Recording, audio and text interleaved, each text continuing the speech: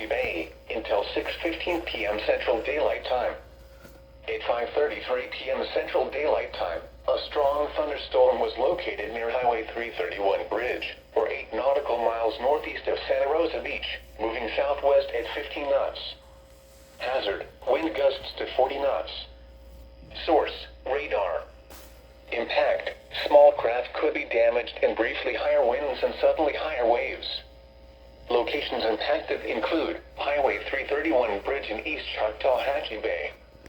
Repeating, a special marine warning has been issued until 6:15 p.m. Central Daylight Time for the following marine location, Eastern Chakotawhatchee Bay.